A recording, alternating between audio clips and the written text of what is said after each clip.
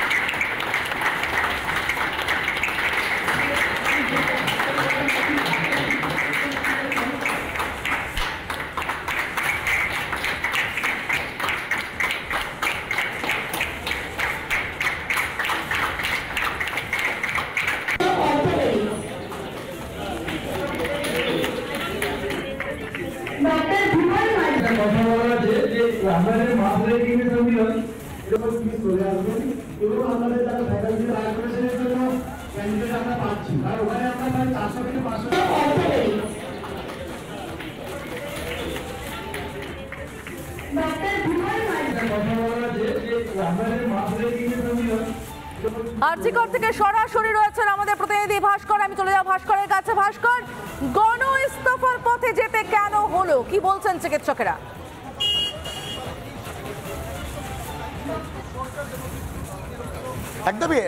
একদমই দেখো সমাদৃতা, অন্তত এই মুহূর্তে দাঁড়িয়ে যে পরিস্থিতি তাদের রাজ্য সরকার যে 10 দফা দাবি, সেই 10 দফা দাবি মানার ক্ষেত্রে কোনো সদর্থক পদক্ষেপ দিচ্ছে না।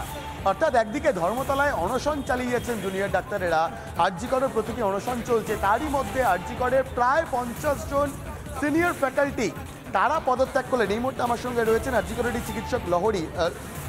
যে পরিস্থিতি আজকে সিনিয়র ডাক্তারদের, সিনিয়র ফ্যাকাল্টিদের মাস রেজিগনেশনের পথে হাঁটতে হচ্ছে, জুনিয়র ডাক্তারের লাগাতার অনশন চালিয়ে যাচ্ছেন, সমস্ত মেডিকেল কলেজে প্রতীকী অনশন চলছে।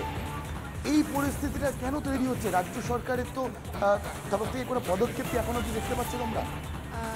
অবশ্যই দেখতে পাচ্ছি না, তাই জন্যই এই বারবার করে আমাদের আজকে এতদিন যে জুনিয়র ডাক্তাররাই, মানে এমন নয় যে সিনিয়র ডাক্তাররা আমাদের এতদিন হেল্প করছিলেন না, ওনারা, আমরা ফ্রন্ট ফুটে ছিলাম সবসময়, ওনারা আমাদেরকে সাপোর্ট দিয়ে এসছেন পেছন থেকে।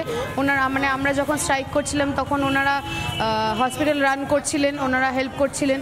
কিন্তু আজকে দিনে যখন মানে আমাদের কিছু কোওয়ার্কাররা তখন তারা হাঙ্গার স্ট্রাইকে বসছে এবং সরকারের তরফ থেকে কোনো ডায়লগ এখনও স্টার্ট হচ্ছে না, বরং উপরন্ত বলা হচ্ছে যে এখন তো কিছু হলেই প্রোটেস্ট, এরকম মন্তব্য আসছে। নানান ধরনের মন্তব্য করা হয়েছে, আন্দোলন নিয়ে প্রশ্ন তোলা হয়েছে, আন্দোলনকারী অনশনকারী চিকিৎসকদের নিয়েও প্রশ্ন তোলা হয়েছে, মুখ্যমন্ত্রী তুলেছেন। এবং এইটা এবং ওদের হেলথ কন্ডিশন তো দিন দিন খারাপ হচ্ছে, অলরেডি 72 আওয়ার্সের কাছাকাছি হতে যাচ্ছে যে ওরা না খেয়ে বসে আছে শুধু জলের ওপর। তো সেই ক্ষেত্রে আমরা আমাদের সিনিয়র যে স্যার ম্যাডামরা আছে ওনারা আমাদের সাথে মিটিং করতে চান এবং ওনাদের কাছ থেকে আমাদের এটা আইডিয়াটা পাই যে ওনারা বলেন যে এইভাবে ওনারা দেখতে পাচ্ছেন না যে আমাদের যারা সহকর্মীরা আছে ওনারা দিনের পর দিন না খেয়ে ওখানে বসে আছে।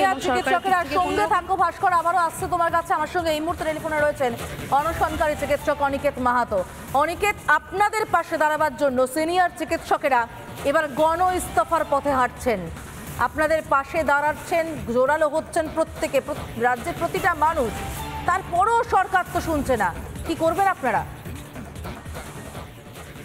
যেটা বলার সেটা এটাই যে শুরু থেকে 9 আগস্টের ঘটনাকে কেন্দ্র করে যখন আন্দোলন শুরু হয় তখন সিনিয়র চিকিৎসকরা আমাদের পাশে ছিলেন, আমরা কর্মবিরতিতে ছিলাম, সিনিয়র চিকিৎসকরা পরিষেবা দিয়ে হেল্প করছিলেন যাতে আমরা আন্দোলন কন্টিনিউ করতে পারি। আজকে এই জায়গায় দাঁড়িয়ে আমরা কর্মবিরতি তুলে নিয়েছি, কিন্তু আমরা অনশন কর্মসূচিতে আছি। সেই জায়গা থেকে সিনিয়র চিকিৎসকরা আজকের এই সিদ্ধান্ত নিয়েছেন, সেই সিদ্ধান্তটা আন্দোলনকারী ছাত্রছাত্রীদের পক্ষ থেকে এবং অনশনকারীদের আমাদের এই মঞ্চের পক্ষ থেকে আমরা এই ক্ষেত্রে পূর্ণ জানাচ্ছি।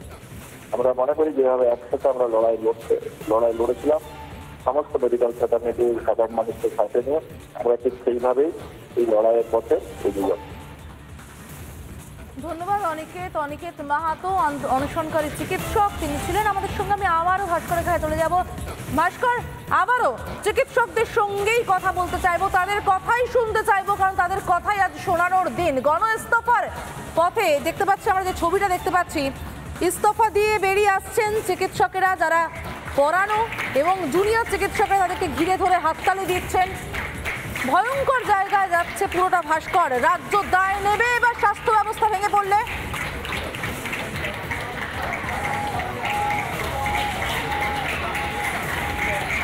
একদমই সমাদৃতা, দেখো যে ছবিটা ধরা পড়েছে সেই ছবিটা দেখে অনেকেই বলছেন যে হ্যাঁ এদের শিট দ্বারা সোজা, সেই কারণেই গণ ইস্তফার পথে হাঁটতে পারছে না। আরও একবার লহরীর কাছে যাবো। লহরী, বিভিন্ন জায়গা থেকে প্রশ্ন উঠছিল যে চিকিৎসকদের ভূমিকা নিয়ে শাসক দল বারবার তারা বলেছে যে অবিচার করা হচ্ছে সাধারণ মানুষের কাছে, এবং এবং অবশ্যই খুব খুব খুব সংক্ষেপে একটা প্রতিক্রিয়া জানতে চাইব। আরও সমস্ত মেডিকেল কলেজের যারা সিনিয়র ফ্যাকাল্টি তাদের কাছে আবেদন রাখা হয়েছে যে তারাও প্রতিবাদ জানান, কিন্তু রাজ্যর এই ঘুমন্ত ভাবটা কবে কাটবে বলো তো? আমরা চাই যত তাড়াতাড়ি সম্ভব ওনাদের যদি সত্যি মানে সদিচ্ছা থাকে তাহলে ওনারা ডায়ালগ শুরু করুন। আমাদের সিনিয়ররা বারবার করে ওনাদের যে ইস্তফার চিঠি তাতে বলেছেন যে ওনারা একটা সরকারকে আলটিমেটাম দিচ্ছেন, এবং এই মাস রেজিগনেশন যদি অ্যাকসেপ্ট না করেন এবং এই আলটিমেটামে যদি ওনারা সাড়া না দেন তাহলে ওনারা ইন্ডিভিজুয়ালি আবার করে ইস্তফা দেবেন।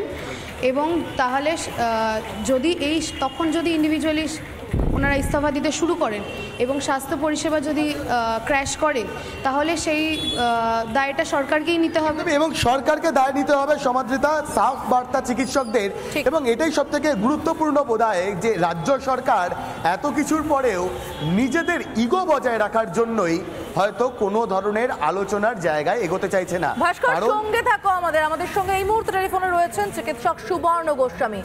সুবর্ণ বাবু, এবার গণ ইস্তফার পথে আপনারা সবাই হাঁটছেন, মানে সিনিয়র চিকিৎসক অন্তত 50 জন আমরা দেখতে পাচ্ছি আরজি করে ইস্তফাপত্রে সই করছেন, সে ছবি আমরা লাগাতার দেখাচ্ছি। এরপরও সরকারের টনক নড়ছে না। দেখুন, সরকার কি আমাদের যে সরকারি স্বাস্থ্য ব্যবস্থাটা আছে সেটাকে চালিয়ে দিতে, সেটাকে জোরদার করতে এই সরকার কোনোভাবেই রাজি নয়। তারা এই সরকার, এই যে সরকারি স্বাস্থ্য ব্যবস্থা সেখানে দুর্নীতি উপড়ে ফেলতে রাজি নয়, হেড কালচার উপড়ে ফেলতে রাজি নয়। তারা এখানে অপরাধী চক্র যারা রয়েছে সেই অপরাধী চক্রকে ভাঙতে রাজি নয়। এবং এই যে জুনিয়র ডাক্তারদের 10 দফা দাবি, কোনোটাই তো তাদের বেতন বাড়ানো বা ছুটি বাড়ানোর জন্য দাবি নয়, নিজেদের ব্যক্তিগত স্বাস্থ্যবাহী দাবি নয়, সব কথাই জনস্বাস্থ্যের দাবি এবং জনগণের দাবি, যাতে সরকারি স্বাস্থ্য ব্যবস্থাকে আরো মজবুত করা যায়। সেটা সম্পর্কে সরকারের কোনো সতর্ক ভূমিকা নেই। অর্থাৎ সরকার চায় না যে সরকারি স্বাস্থ্য ব্যবস্থাটা টিকে থাক, সেটা শক্তিশালী হোক, বরং সরকার বেসরকারি কর্পোরেট হাতে, নার্সিংহোমের হাতে এই যে কি ইন্স্যুরেন্সের নাম করে হচ্ছে সরকারি টাকা আবার আপনার ট্যাক্সের পয়সা বেসরকারি মুনাফার জন্য ছেড়ে রেখেছে। এখন এই যে সিনিয়র চিকিৎসকরা তাদের ক্ষোভের চরম পর্যায়ে পৌঁছেছেন। সংখ্যাটা আজকে 50 আছে, 500 হতে পারে, 5000ও হতে পারে গণ ইস্তফার সংখ্যা, কিন্তু তাতে সরকার খুশি হবে না চাপে পড়বে সেটা আমরা বুঝতে পারছি না। খুশিও হতে পারে, এমন হতেই পারে যে সরকার খুশি হলো যে সরকারি স্বাস্থ্য ব্যবস্থাটা হচ্ছে যে আমরা চাইছিলাম এটা শেষ হয়ে যাক, সেটা ভালোই হলো, ওনারা সাহায্য করছেন, এবার আমরা হচ্ছে 7 দিন ট্রেনিং দিয়ে সিভিক ডাক্তারদের দিয়ে হচ্ছে হাসপাতালগুলো চালিয়ে দেবো কোনো ক্রমে, এটাও হতে পারে। ফলে সরকার কিভাবে দেখছে আমরা সেটা জানি না, কিন্তু যদি সিনিয়র ডাক্তারদের আন্দোলনের সংহতিতে তারা যে কোনো চরম সিদ্ধান্ত নেবার জন্য প্রস্তুত হয়ে রয়েছেন, এই বার্তাটা জনগণের কাছে অন্তত পৌঁছে যাচ্ছে। অনেক ধন্যবাদ ডক্টর গোস্বামী আমাদের সঙ্গে কথা বলার জন্য।